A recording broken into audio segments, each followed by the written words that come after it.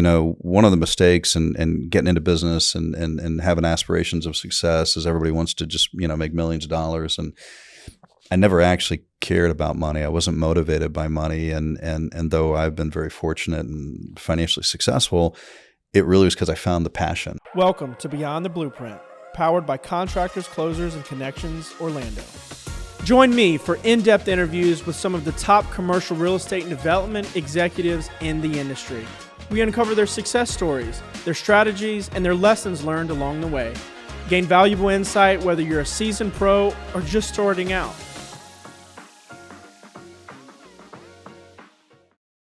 From Ohio to Orlando, starting one of the most successful commercial real estate brokerages here in the Orlando market.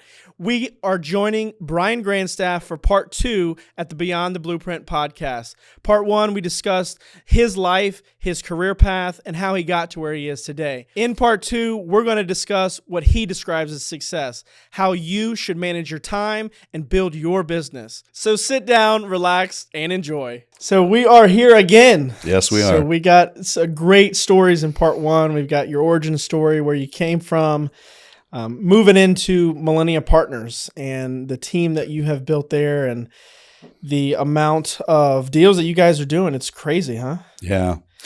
I mean, the last 3 years have been the best. We just celebrated 20 years in January, and the last 3 have been the best ever. And it has really been humbling to see how actually organization, systems, policies, and procedures.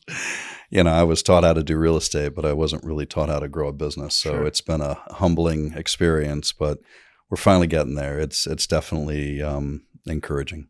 So, I've been able to see the past 3 years, which has Yeah. been very interesting, really the past 5 years. And Yeah. so the changes in the first 2 versus the past 3 have Yeah. been substantial. I mean, Yeah. it goes from a boutique brokerage to making some waves in the industry. So can you talk about how that changes from the past 3 years, from the previous years, from going from this boutique firm to actually making waves in the industry, and what was the thread that broke? Well, I mean, the challenge with any small, entrepreneurial company is recognizing your limitations. And, when it comes to building a team around you, one of the things that I learned is, I have to have enough experience. I have to have enough clients. I have to have something remarkable.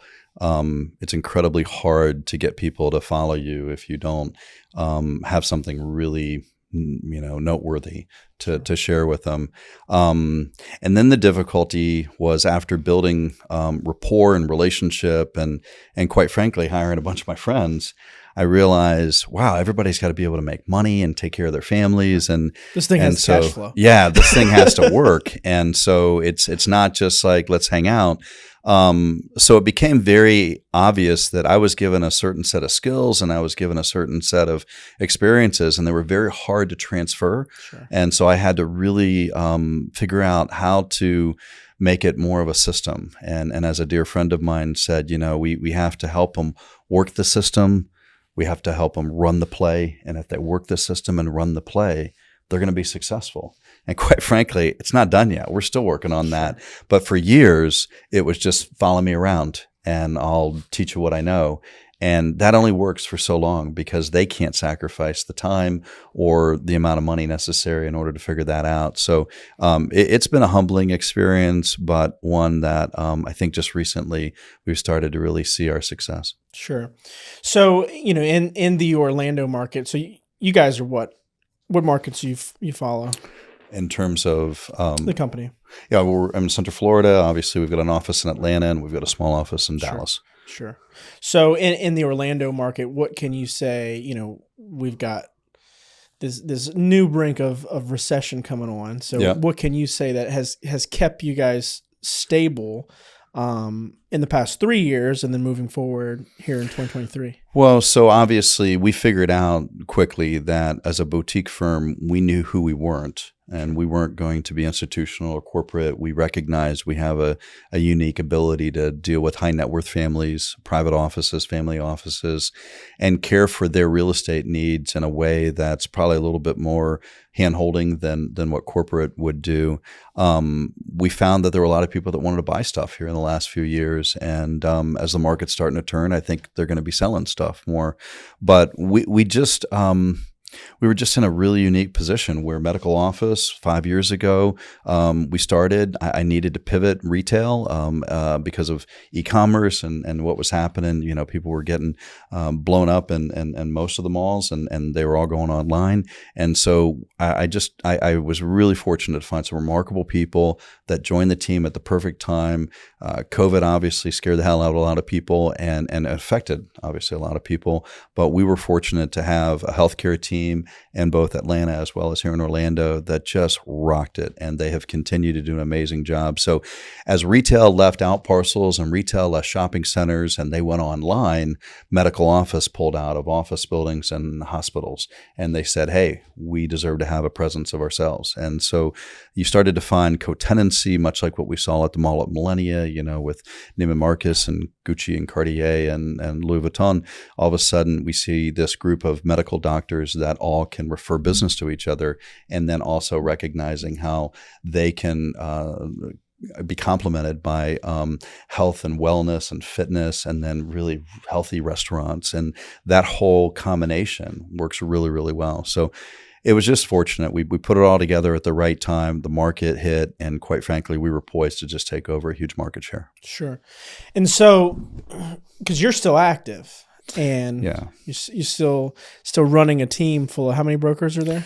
There's 18 total, but I would say, I figured out I still love what I do. I mean, that's one of the things for your listeners that, you know, one of the mistakes and getting into business and having aspirations of success is everybody wants to just, you know, make millions of dollars. And I never actually cared about money. I wasn't motivated by money. And though I've been very fortunate and financially successful, it really was because I found the passion. I give my credit to my father in helping me recognize when he was a little boy, he used to stare up in the sky and watch the planes go by. And he's like, one day I'm gonna fly planes. Yeah. And after coming back from the war, he got a GI Bill and put himself through pilot training and ended up flying commercially. And he hopped on his car and took off and was gone for 3 or 4 days out of the week and loved every minute of it. Though he was away from us, I'm honored that he stayed married to my mom for 50 plus years, and he's actually with us, as you know today, living our home in Winter Park. But the cool part was he taught me to really love your work, because you're going to spend so much time there. And so once I found that we all loved what we did, we were so good at it, it wasn't actually work anymore, and it started to really just take off. Sure. And so that's a good segue. So in your eyes, you know, you're sitting back looking at your life. What's your definition of success, and how do you value that? You know, I as you know, I don't read a lot. That's one of the things I regret. I wish I read more through college and even my earlier years. But there was a book that did profoundly affect me, which was Stephen Covey's 7 Habits of Highly Effective People. And one of the chapters talks about begin with the end in mind. So it actually describes a funeral. And so when I think of my life and I think about what is the definition of success, I think about what I want said at my funeral. And quite frankly, as a strong Christian, a man of faith, I hope that it is so evident and so obvious that my faith and my love for Jesus is clearly communicated. And then quite frankly, I hope it is so obvious, and my love for my wife and my kids, my 5 daughters, and our family is so obvious. And then probably, you know, third, that people would see that my wife and I and even our kids are just huge advocates for those less fortunate, those at risk. It is just something that we want to be about, loving God's people. And at that funeral, if nobody said one thing about real estate, that's success. Right.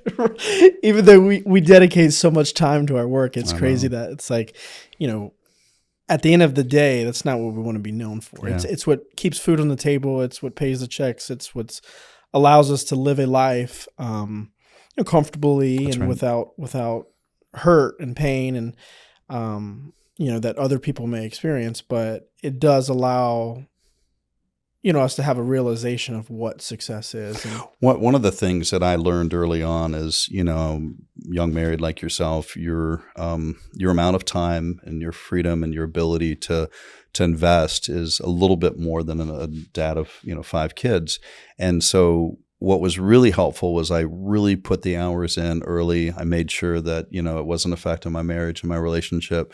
But as I got older, I had to figure out, wow, was my identity really in real estate? Was my identity really in running this company, Millennia Partners, or was it going to be in something different? Like, again, being a son, being a father, being a husband, and trying to make a difference in this world. And so we learned, and it's still a challenge, but I'm going to go in and I'm going to work my butt off. And from Monday through Friday, from 8:30 in the morning to 6:15 at night, I'm home for dinner almost every single night. I'm just going to crush it in that time frame, but I'm not going to allow it to creep into the evening, the weekend, and all of a sudden it's these excuses all over the place. So how big is the company getting? How much are we going to do? It's going to be between these parameters, and it's up to God as to how much He wants it to grow. So I try and do my very best to serve my clients, but I do recognize that there's only so much from a capacity. As again, we were talking, I'm a player coach. I love what I do, and I can't get enough of it. But there's a day that I have to recognize I just have to, choose a select group of families that I can take care of, and then hand off the rest to the guys in the team. Sure.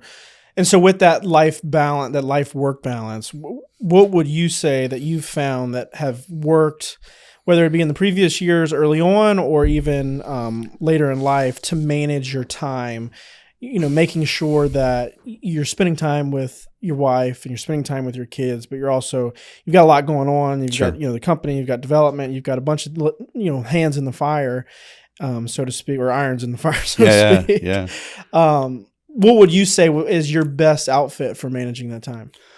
Well, I think a lot of it comes down to, I started to recognize there's a huge parallel to how you're living your personal life and how your professional life is going to be affected. And so recognizing that health is important, and met some dear guys, friends of mine in commercial real estate, that encouraged me to work out with them. And then even today, I mean, you and I are working out every morning. And so getting up early, I think really spending time focused on God, reflection, not only keeping up with the news, but also, maybe trying to hit the highlights of what the events are of the day. God forbid I got to, respond to an email in the middle of the night. There was an emergency or something, but, then hitting the gym. And I find that I've got this nervous energy. I've just got so much, I'm just wound really, really tight, and I've got to go and get it out. And it's mental toughness, because when we get into the gym and we're going to fatigue, I mean, it's something that absolutely builds confidence that I can overcome whatever thing comes in my way. Embrace the suck. Embrace the suck, 100%. And then, I'm back at the house, and by, 8:00, we're out again. And so I don't get back home until 6:15 at night. But I think the schedule, my daughters always ask me, Daddy, who's your boss? And in many aspects, it's my clients, but I don't really have a boss. And so I'm the one that has to decide at what stage am I going to be disciplined, and at what timeframes am I going to put as limits, and what I'm going to do and where I'm going to get everything done. So really, I use my phone a lot to manage my time, and we do have accountability within the team through, shared databases and Google Sheets and all of that to make sure that we're accomplishing the things. But I would say I've always had this sense of urgency, a sense of organization. I just remember we're doing what we love. Right. So this isn't work. We're excited. We want to be excellent about it. Right. There's a saying that says, how you do something is how you do everything. Yeah. And so I think that's a real perception there that, you got to take it into account. I mean, the discipline that's needed in order to reach different levels of success, in order to manage a bunch of things, have a bunch of irons in the fire. I look at it like you're in the circus and you're spinning a bunch of plates, right? So, the better you spin. If you're spinning one plate good, it's great. But if you're focused and being able to do all of them, 5, right. 6, 7, I think that kind of allows your capacity just to build and to build. And there's seasons of life where again you've got a little bit more time, a little bit more capacity, and then all of a sudden you shift into a maturing. I heard somebody share with me that your company, much like your child, once it goes through those teenage years, it's kind of hard, it's kind of difficult, a lot to manage, there, and then you finally hit 20 years of age, and all of a sudden it's like, wow, look at this young adult, look at what this thing could actually show up Right. and become. So we're really excited about the next 5 to 10 years. It's just going to be amazing. Yeah.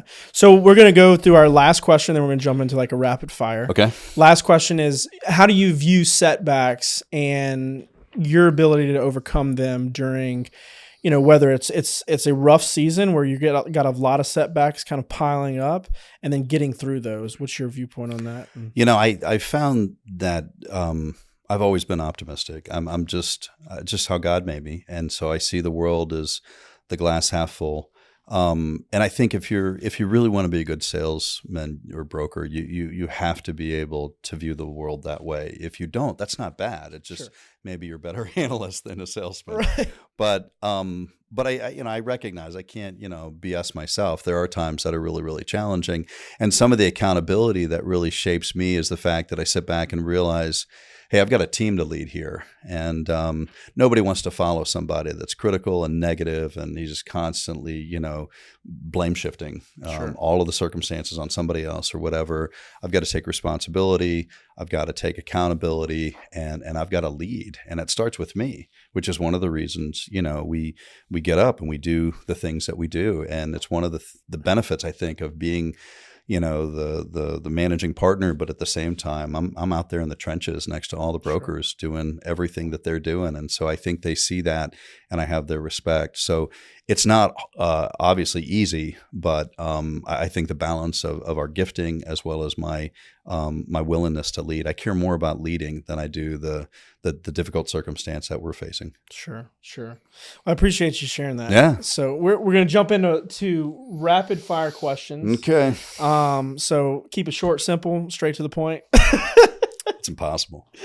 Number 1, what is something that most people don't know about you? I've run with the Bulls in Pamplona, Spain. Yeah. And you came back alive. I came back alive. When are you the most productive? In the morning at a coffee shop by myself. Okay. What coffee shop? You want to plug a coffee No. shop? I know a few that we can plug. Exactly. Who's your inspiration? I got to say my wife and kids. Okay. That's what I do it for. That would say a motivator too. That would be my motivator. Yeah. What is something new happening in your life right now? I got a phone call. We have some refugees that are actually living in one of our rental properties. And when you understand a refugee was somebody that the United States government brought over because whatever they were going on in their life meant a lot to the United States, and it's what we're about. I was really overwhelmed when they told me there's another 40 people and they don't have any documentation, they don't have passport, Social Security, and they need places to live. So I am, on top of everything else, trying to figure out spinning another plate, affordable housing for some refugees that are part of the responsibility of a nonprofit. Sure. How do you start your day? We're gonna end with your ass. Embracing the suck. Exactly. What advice would you give younger Brian in Ohio? Oh my gosh, not to worry, but to actually hold on, because you're going to live one of the most remarkable lives you have ever heard of, let alone participated in. And we're gonna get a little deep. Okay. What scares you? Nothing scares me. Yeah. Working out with me. There may be a day you'll actually bench more than I do. That scares me. Yeah, that scares me. It's time. It's a time thing. I'm just waiting up. I could be your dad. You Yeah, realize you're that, right. If you had to pick one thing to change about yourself, what would it be? I really wish I would have read more. I learned a lot about people and meeting people, and I learned a lot from people, but there's just so much in books that I missed. Yeah. What is the best compliment that you've ever received? I look like Joe Rogan. Yeah. Yeah. Stellar. Describe yourself in 5 words. Oh my gosh. Christian, extroverted, intense, advocate, influencer. Okay. Last but not least, Uh-huh. if you could say one thing to God, what would you say? Oh. Why are there 250 million orphans in the world? Interesting. I would like to know that question also. Yeah. So, Brian, I appreciate you sitting here on the Beyond the Blueprint podcast. Yeah. I am thrilled to have you in my life. I really am. I've told you, I've shown you as much as I possibly can, and it's still never be enough. But I appreciate it. I appreciate you being here, and I look forward to embracing the suck with you in the morning. You got it, man. Everybody, please like and subscribe. It's been an honor to sit here with Brian Grandstaff and Millennia Partners, learning about him, his story, his accomplishments, and some of the things that he's learned along the way. We advise you to like, subscribe, go to our website, join our newsletter. We have some great new things coming out. And we are thrilled for you to join us and our walk and our community at the Beyond the Blueprint podcast.com. Stay tuned for more.